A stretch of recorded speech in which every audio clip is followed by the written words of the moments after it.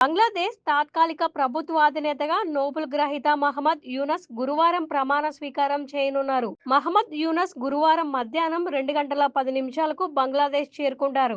రాత్రి 8 గంటలకు ప్రమాణ స్వీకారం చేసే అవకాశం ఉంది. ప్రమాణ స్వీకారోత్సవానికి 400 మంది హాజరు కావచ్చు. మహమ్మద్ యూనస్ సలహా మండలిలో 15 మంది సభ్యులు ఉండవచ్చు. ఈ సలహా మండలి సలహాలతోనే బంగ్లాదేశ్ మహమ్మద్ యూనస్ అధికారంలో ఉంటాడు. Bangladesh army chief general Waqar Uz Zaman బుధవారం ఈ విషయాన్ని ప్రకటించారు. 3-4 రోజులలో బంగ్లాదేశ్ లో పరిస్థితి చక్కబడుతుందని వారు భావిస్తున్నారు. ప్రొఫెసర్ యూసఫ్ తో మాట్లాడినట్లు ఆయన తెలిపారు. ప్రభుత్వాన్ని బాగా నడిపిస్తానన్న పూర్తి విశ్వాసం ఉందన్నారు. ప్రొఫెసర్ యూసఫ్ ప్రభుత్వాన్ని నడిపించాలని అందరూ అంగీకరించారు. 84 ఏళ్ల యూనస్ కు సైన్యం అన్ని విధాలా సాయం చేస్తుందని జనరల్ జమాన్ తెలిపారు. బంగ్లాదేశ్ లోని హింసకాండలను దృష్టిలో ఉంచుకొని షేక్ హసీనా ప్రధానమంత్రి పదవికి రాజీనామా చేసి హింసాత్మక ప్రభుత్వ వ్యతిరేక నిరసన తర్వాత దేశం విడిచిపెట్టి ఢిల్లీలో ఆశ్రయం పొందారు. ఇదిలా ఉండగా ప్రొఫెసర్ యూనస్ ప్రస్తుతం ప్యారిస్ లో ఉన్నారు. తను గురువారం ఢకాకు తిరిగి వస్తున్నాడు. ఈలోగా ప్రొఫెసర్ యూసఫ్ అందరూ ప్రశాంతంగా ఉండాలని ఓ మెసేజ్ ఇచ్చారు. బంగ్లాదేశ్ ను సుభిక్షంగా మారుస్తామన్నారు.